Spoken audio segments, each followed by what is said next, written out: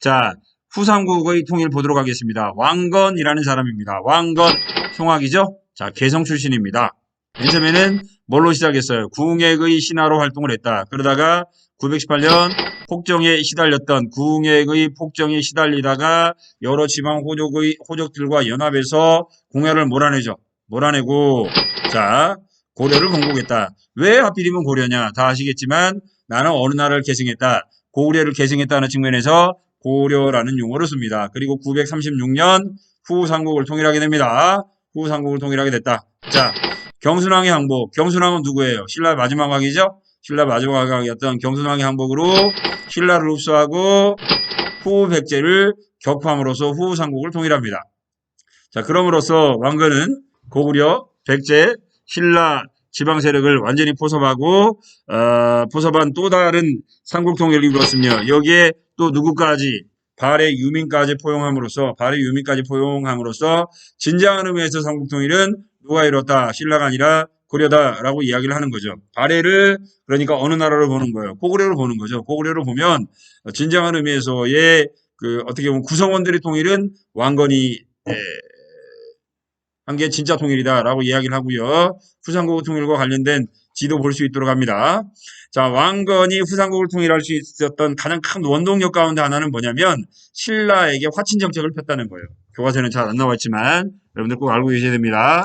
신라에게는 화친 정책을 폈고 그래서 신라와 손을 잡고 어디를 공격을 한 거예요? 후백제를 공격을 했던 거죠. 만약에 후백제의 견훤이 신라를 적대시하지 않기가 좀 힘들었죠. 왜 그러냐면 후백제라는 나라, 백제를 계승한 나라잖아요. 근데 백제를 멸망시킨 게 어느 나라예요?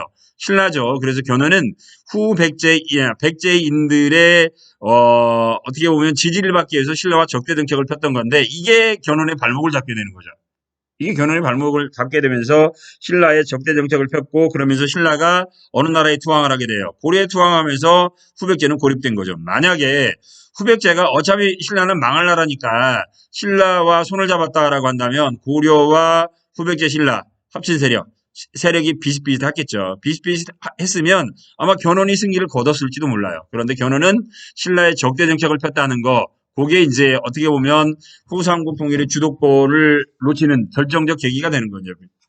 것이 되는 거고요. 거꾸로 이야기하면 왕건은 신라와 손을 잡음으로써 이제 나중에 결국 투항을 하게 되니까 그러고 많은 신라 계통의 호족들의 지원을 얻게 되죠. 그럼으로써 어떻게 보면 후삼국을 통일할 수 있었다. 좀 이제 유의해야 될 거. 고려가 후백제의 땅이지만 여기 어디 금성지방, 나주지방은 일찌감치 고려 왕건이 장악을 했었죠. 이 부분까지. 그 다음에 또 후삼국의 통일과 관련해서 좀 유의해야 될 거, 옛날 신라가 삼국을 통일한 건 여기 대동강 유역이었죠. 대동강에서 여기 원산만까지였는데요. 조금 올라갑니다. 청천강까지. 청천강에서 영흥까지로 영토가 조금 올라갔다는 거, 그 부분도 같이 알아두시면 좋을 것 같아요. 자, 후삼국을 통일했던 태조 왕건의 정책입니다. 자, 왕건은 호족을 포용하는 정책을 쳤다. 즉, 왕건은 아까 이야기한 대로 고려의 호족들도 있었고, 신라의 호족들도 있었고, 심지어는 후백제의 호족들까지도 자기 편을 만들려고 포용하는 정책을 씁니다. 포용하는 정책을 사용했죠. 그래서 호족들에게 관직, 토지, 성씨 등을 주는 우대 정책을 썼고 호족의 딸과 정략 결혼을 합니다. 아무래도 호족들 입장에서 볼 때는 왕인 왕건하고 결혼하면 왕건이 나를 믿는구나 라고 하는 가장 중요한 수단이 됐겠죠. 그래서 정략 결혼을 하게 됐고 여러분들이 많은 남학생들이 좋아하는 내용이 여기서 나와 있죠. 정략 결혼 부인이 그래서 몇 명이다. 29명이다. 이 가운데서 태어난 아들이 몇 명이다. 35명이다. 와우. 이게 좋은지는 모르겠어요. 개인적으로 볼 때는. 좋은지는 모르겠는데 아무튼 가장 큰 문제가 되는 건 아들이 몇 명이라는 거. 35명이라는 거죠. 만약에 왕건이 죽었다 그러면 왕의 경쟁률이 몇 대 1이 되는 거예요. 35대 1이 되는 거죠. 따라서 왕건이 죽은 다음에 고려는 왕건이 강할까요? 약할까요? 굉장히 약하게 됐겠죠. 35대 1로 왕이 됐지만 한 명이 왕이 됐지만 나머지 34명은 그 왕을 왕으로 인정해요 안 해요? 안 하게 되는 거죠. 자, 그다음에 호족 견제 정책으로 사신간 제도와 기인 제도가 있는데 사신관 제도는 뭐냐면 지방 출신의 고관을 출신 지역의 사신관으로 임명했다. 대표적인 케이스가 신라의 마지막 왕이 경순왕 김부인데요. 김부를 경주 지방의 사신관으로 임명합니다. 아무래도 신라의 마지막 왕이 경주지방의 사신관으로 오다 보니 경주지방에 그 이전에 있었던 귀족들이라든가 호족들이 왕건은 무시할 수 있어요. 아유, 저 촌놈의 새끼. 라고 무시할 수도 있겠지만, 김부가 왔을 때는 직접 본인들이 왕인데 무시를 해 못해요. 못하죠. 그러니까 왕건은 경순왕 김부를 통해서 어디를 통제했다? 경주지방을 통제했다. 사신관 제도라고 볼 수 있겠고요. 그 다음에 또 하나는 기인제도입니다. 자, 기인제도는 여러분들 중학교 때 많이 들어봤죠. 호족의 자제를 볼모로 개경지방에 상주시키는 제도다. 그쵸? 그래서 그러다 보니 지방에 있던 세력들이 중앙에 있는 볼모 때문에 마음대로 행동을 하지 못하게 됐고요. 그 다음에 또 중앙의 정치 세력은 그 볼모를 통해서 지방 소식들을 듣게 되겠죠. 그죠? 그래서 기인제도 역시 호족 견제제도로 많이 이야기를 합니다. 그 다음에 또 왕건이 폈던 정책, 민생 안정 정책을 펴니다. 아무래도 뭐 후백제, 뭐 기간은 길지는 않았지만 약 30여 년간 또 세 나라가 싸웠죠. 싸우다 보니 백성들의 생활이 굉장히 힘들었을 거 아니에요. 그래서 이제 어때요? 조세를 줄여준다. 10분의 1로 줄여줍니다. 10분의 1로. 그 다음에 전쟁도 역시 어때요? 많은 사람들이 죽었죠. 많은 사람들이 죽다 보니 결국은 민심이 별로 좋지는 못해요. 그래서 불교를 정리합니다. 이제 쿠삼국을 통일한 이후에 민생 안정을 위해서 불교를 정리했다. 근데 불교 정리보다 더 중요한 건 세금을 10분의 1로 깎아줬다는 거. 이게 중요한 거죠. 소득의 10분의 1만 걷습니다. 자, 왕건 또 북진 정책을 폈다. 아까 고려라는 나라 이름 고구려 계승의식 이야기했죠? 그래서 평양을 서경으로 삼아 북진 정책 기지로 활용했습니다. 아까도 말씀드렸죠? 청천강유역까지 영토를 조금 늘렸었다. 자, 그 다음에 왕건 죽을 때 눈은 못 감아요. 왜 눈을 못 감아요? 중요한 이유가 왕권 강화겠죠. 아까 이야기한 대로 아들이 몇 명이라고요? 35명. 불보듯 화난 거예요. 서로 치고받고 싸울 것은. 그래서 야, 너희들 싸우면 이 나라 바로 망한다. 망하지 않게 해서 너희들 다 좋은데 이 10가지는 지켜라. 후뉴 10조죠.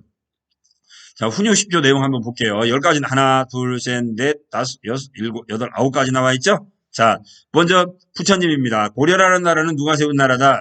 부처님 덕분에 세운 나라니까 불교를 숭상해라. 그 다음에 또 고려라는 나라가 세운 이유 가운데 하나는 뭐가 있다? 풍수지리설이 있다. 그래서 도선의 풍수상. 우리 저번에 이야기했죠. 풍수지리설 누가 들여왔어요?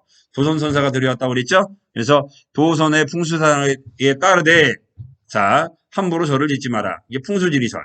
그 다음에 장자가 왕위를 계승하되 어지지 못하면 신망 있는 자가 법통을 계승하게 하라. 자, 유교 정치 이념입니다. 유교를 정치의 기본으로 해라. 그러니까 훈요 10조의 내용 불교, 풍수지리설, 유교. 중국어 풍습 어거지로 따르지 마라. 자주적인 정책이죠. 그 다음에 거라는 특히 더 따르지 마라. 이 거라는 특히 더 따르지 마라. 이게 뭐와 관련이 있어요? 북진 정책과 관련이 있는 거죠. 그 다음에 서경은 지맥의 근본이니 3년마다 100일 동안 머무르도록 해라. 얘는 북진 정책이 되기도 하고 그 다음 뭐가 되기도 해요. 풍수지리설이 되기도 했던 거죠. 그래서 서경에서 왕은 3년에 100일씩은 정치를 내라. 분사제도라고도 이야기를 합니다. 여기 보니까 그런 표시 있네요.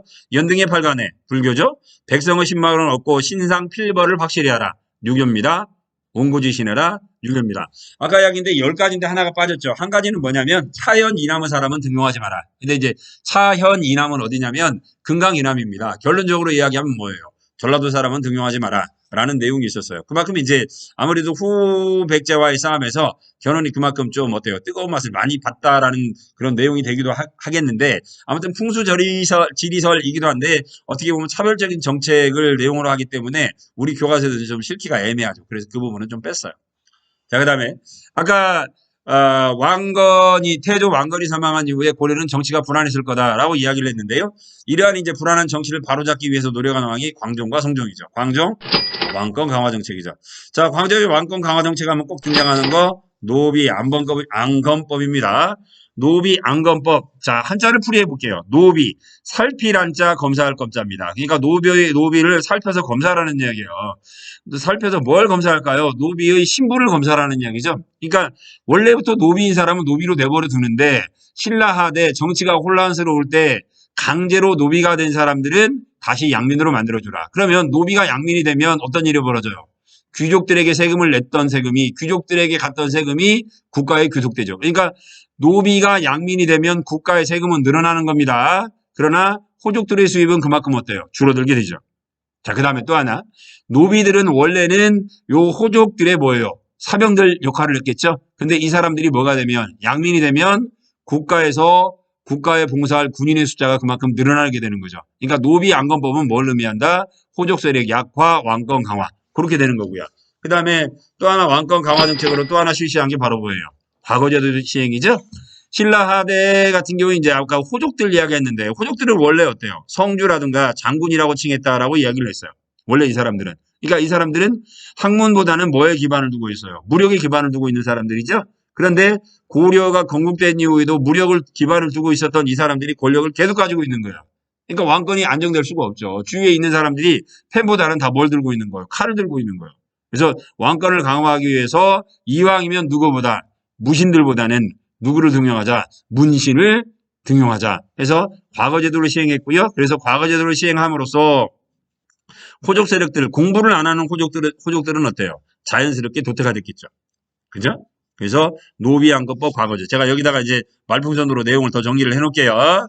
자, 그 다음에 이 노비안건법과 과거제도를 시행함으로써 건국공식과 호족 세력들을 수평했고요. 또 어느 정도 왕권이 강화되니까 자신감을 얻게 됩니다. 그래서 스스로 황제라고 칭하고 뭘 사용했다? 광덕이라든가 준풍과 같은 뭘 사용했다? 연호를 사용하게 돼 있다. 이 연호 사용은 뭘 의미하냐면 두 가지 의미가 있어요. 연호 사용. 첫 번째는 중국에 대해서는 자주적이다. 그 다음에 국내적으로 볼 때는 왕권 강화. 그러니까 자주적, 왕권 강화 두 가지 속성이 있는데요.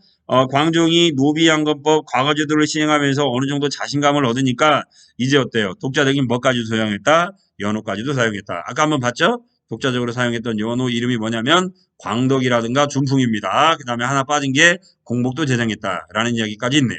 그래서 광종 때 어느 정도 왕권 강화를 이루었다고 이야기를 하고요. 그런데 광종 때 왕권 강화가 이루어지는데 광종이 죽자마자 왕권이 다시 흔들립니다. 아무래도 광종이 추진했던 왕권 강화는 좀 어때요?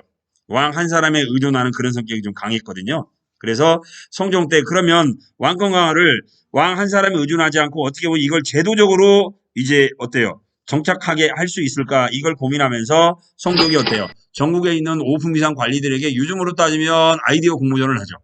창의적인 아이디어 공모전을 했는데 이때 공모전에 당선된 친구가 누구냐면 최승로입니다. 그죠? 최승로는 시무 28조를 건의를 해요. 왕에게. 자, 더 이상 광종이 죽은 다음과 같은 나라의 혼란을 막으려면 이렇게 합시다라고 하면서 28개를 건의를 했어요. 시무 28조입니다. 여기 교과서에 나와 있는 시무 28조의 대표적인 내용 두 가지인데 하나는 7조, 하나는 지방관을 파견하세요. 지방에 관리가 없으니 지방에서 관리를 파견하지 않으니 호족들이 마음대로 세금을 걷습니다. 그러다 보니 백성들의 생활이 더 어려워집니다. 청컨대 빨리 관리를 파견하세요. 그래서 성종이 12군데 관리를 파견합니다. 12목입니다. 12목. 그 다음에 20조는 뭐냐면 왕건이 불교를 중요시하라고 그랬는데 지나치게 불교를 중요시하다 보니 백성들의 삶이 더 어려워집니다. 불교는 즉 극락은 죽어서 가는 것이요. 유교는 뭐 하는 거예요? 현세의 정치를 이야기하는 거죠. 그래서 불교도 중요하지만 뭐가 더 중요합니다. 유교가 더 중요합니다. 그래서 유교를 중요시하는 정책을 쓰세요. 뭐 그렇다고 해서 불교는 버리라는 건 아니에요. 그래서 20조는 뭐냐면 유교와 불교의 조화를 이야기합니다. 유교와 불교의 조화. 그래서 7조 지방관 파견, 20조 유교와 불교의 조화를 주장하는 시무 28조의 내용을 건의를 합니다. 시무 28조의 내용을 건의를 해서 이거 성종이 채택을 했죠. 그래서 유교 정치 이념을 바탕으로 한 중앙통치제를 정비를 했고요. 그리고 그 다음에 지방에는 뭘 파견합니까? 관리도 파견해요. 자, 그러면 유교 정치 이념에 바탕을 두었던 중앙통치제도 뭐냐? 이성육부, 중앙정치조직. 그 다음에 12목, 관리 파견했죠. 아까 말씀드렸죠. 향리. 그 다음에 과거제도를 정비합니다. 과거제도를 만든 건 광종이고 얘를 정비한 건 성종입니다.